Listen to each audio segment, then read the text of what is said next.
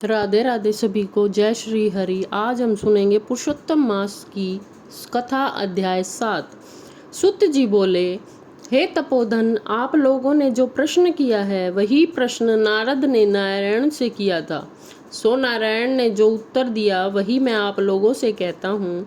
नारद जी बोले, विष्णु ने अधिक मास का अपार दुख निवेदन करके जब मौन धारण किया, तब हे बद्रीपते, पुरुषोत्तम ने क्या किया, इस समय आप हमसे यह कहिए। श्री नारायण बोले, हे वत्स, गोलोकनाथ श्री कृष्ण ने विष्णु के प्रति जो कहा वह अत्यंत गुप्त है, परंतु भक्त, आस्तिक, सेवक, दंभ रहित अधिकारी पुरुष को कहना चाहिए। अंत में सब आपसे कहता हूँ, सुनो। यह आख्यान सत्कीर्ति, पुण्य, यश, सपुत्र का दाता, राजा को वश में करने वाला और दरिद्रता का नाश करने वाला बड़े पुण्यों से सुनने को मिलता है। जिस प्रकार इसको सुनने से उसी प्रकार अनन्य भक्ति से सुने हुए कर्मों का करना चाहिए। श्री पुरुषोत्तम बोले, हे विष्णु, आपने बड़ा अच्छा किया जो मलमास को लेकर यहाँ आए। इससे आप लोक में कीर्ति पाएंगे। आपने जिसका उद्धार स्वीकार किया उसको हमने भी स्वीकार किया, ऐसा समझे। अंततः इसको हम अपने सम्मान सर्वोपरि करेंगे। गुणों से, कीर्ति के अनुभव से, षड ऐश्वर्य से, पराक्रम से, भक्तों को वर देने से और भी जो मेरे गुण हैं उनसे मैं पुरुषोत्तम जैसे लोक में प्रसिद्ध हूँ।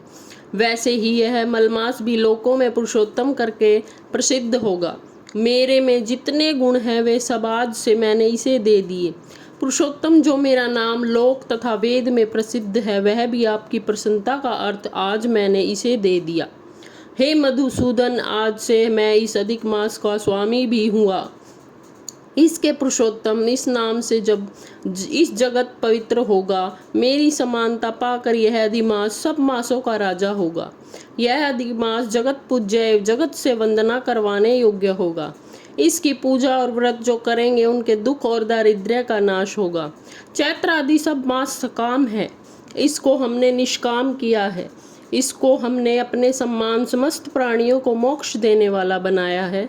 जो प्राणी सकाम अथवा निष्काम होकर अधिक मास का पूजन करेगा, वह अपने सब कर्मों को भस्म कर निश्चय मुझको प्राप्त होगा। जिस परम पद प्राप्ति के लिए बड़े भाग्य वाले यति ब्रह्मचारी लोग तप करते हैं और महात्मा लोग निराहार व्रत करते हैं एवं दृढ़ व्रत लोग फल पत्ता वायु भक्षण करते रहते हैं और काम क्रोध रहित जितेंद्रिय रहते हैं, वे और वर्षा काल में मैदान में रहने वाले, जाड़े में शीत, गर्मी में धूप सहन करने वाले मेरे पद के लिए यत्न करते रहते हैं। हे गरुड़ ध्वज, तब भी मेरे अव्यय परम पद को नहीं प्राप्त कर सकते, परंतु पुरुषोत्तम के भक्त एक मास के ही व्रत से बिना परिश्रम जरा मृत्यु रहित उस परम पद को पा लेंगे। यह अधिक मास व्रत संपूर्ण साधनों में श्रेष्ठ साधन है और समस्त कामनाओं के फल की सिद्धि को देने वाला है। अंततः इस पुरुषोत्तम मास का व्रत सबको करना चाहिए। हल से खेत में बोए हुए बीज जैसे करोड़ों गुणों बढ़ते हैं, तैसे मेरे पुरुषोत्तम मास में किया हुआ पुण्य करोड़ों गुना अधिक होगा। कोई चातुर्मास आदि यज्ञ करने से स्वर्ग में जाते हैं, वह भी भोगों को भोग कर पृथ्वी पर आते हैं, परंतु जो पुरुष आदर से विधि पूर्वक अधिक मास का व्रत करता है, वह अपने समस्त कुल का उद्धार कर मेरे में मिल जाता है। इसमें संशय नहीं है। मुझे प्राप्त होकर प्राणी पुनः जन्म मृत्यु भय से युक्त वे एवं आदि व्याधि और जरा से ग्रस्त संसार में भी नहीं आता। जहाँ जाकर फिर पतन नहीं होता, सो मेरा परम धाम है। ऐसा जो वेदों का वचन है वह सत्य असत्य कैसे हो सकता है। यह अधिक मास और उसका स्वामी मैं ही हूँ और मैंने ही इसे बनाया है, और पुरुषोत्तम यह जो मेरा नाम है सो भी मैंने इसे दिया है। अंत इसके भक्तों की मुझे दिन रात चिंता बनी रहती है। उसके भक्तों की मनोकामनाओं को मुझे भी पूर्ण करना पड़ता है। कभी कभी मेरे भक्तों का अपराध भी गणना में आ जाता है, परंतु पुरुषोत्तम मास के भक्तों का अपराध मैं कभी नहीं गिनूंगा। हे विष्णु, मेरी आराधना से मेरे भक्तों की भक्ति आराधना करना मुझे प्रिय है। मेरे भक्तों की कामना पूर्ण करने में मुझे कभी देर भी हो जाती है, किंतु मेरे मास के जो भक्त हैं उनकी कामना पूर्ण करने में मुझे कभी विलंब नहीं होता। मेरे मास के जो भक्त हैं वे मेरे अत्यंत प्रिय हैं। जो मनुष्य इस अधिक मास में जप दान नहीं करते वे महामूर्ख हैं। और जो पुण्य कर्म रहित प्राणी स्नान भी नहीं करते, देवार तीर्थ द्विजों से द्वेष करते हैं, वे दुष्ट अभागी और दूसरे के भाग्य से जीवन चलने वाले होंगे।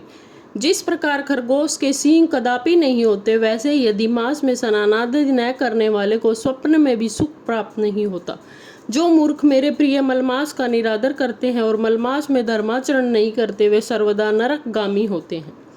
प्रति तीसरे वर्ष पुरुषोत्तम मास प्राप्त होने पर जो प्राणी धर्म नहीं करते वे कुंभीपाक नरक में गिरते हैं और इस लोक में दुख रूप अग्नि में बैठे स्त्री पुत्र पौत्र आदि से उत्पन्न बड़े भारी दुखों को भोगते हैं। जिन प्राणियों को यह मेरा पुण्य पुरुषोत्तम मास अज्ञान से व्यतीत हो जाए, वे प्राणी कैसे सुख को भोग सकते हैं। जो भाग्यशालिनी स्त्रियां सौभाग्य और पुत्र सुख चाहने की इच्छा से अधिक मास में स्नान दान पूजन आदि करती हैं, उन्हें सौभाग्य संपूर्ण संपत्ति और पुत्रादि यह अधिक मास देता है।